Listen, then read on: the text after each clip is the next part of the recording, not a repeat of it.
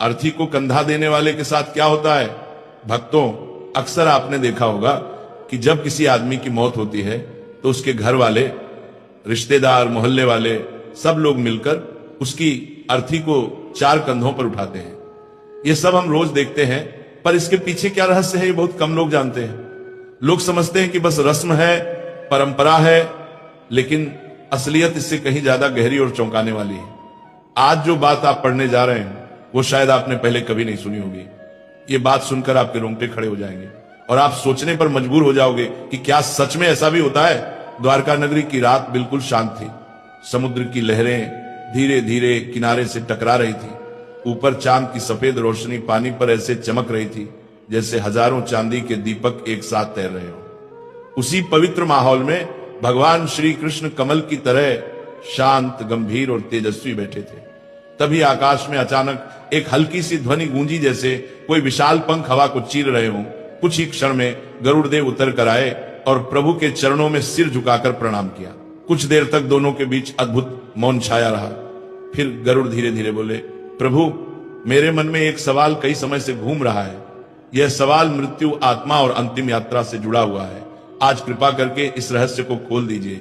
भगवान श्री कृष्ण के चेहरे पर मुस्कान उभर आई। उनकी आंखों में अपार करुणा, दया और ज्ञान की गहराई चमक रही थी। वे बोले, गरुड़, तुम्हारे सवाल हमेशा संसार के कल्याण के लिए होते हैं। पूछो, क्या जानना चाहते हो? गरुड़ ने झुककर विनम्रता से कहा, प्रभु, मैंने कई बार देखा है कि जब किसी मनुष्य की अर्थी उठती है, जब लोग 4 कंधों पर शव को उठाकर शमशान ले जाते हैं, उस समय आत्मा जैसे उन लोगों को देखती है। कभी कभी ऐसा लगता है कि आत्मा हर कंधा देने वाले को किसी अदृश्य तरीके से परख रही हो। मुझे समझ नहीं आता कि ऐसा क्यों होता है। क्या यह सिर्फ परंपरा है या इसके पीछे कोई बड़ा दिव्य रहस्य छिपा है?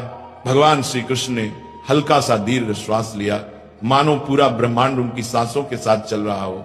फिर वे बोले, गरुड़, मृत्यु कोई साधारण बात नहीं है।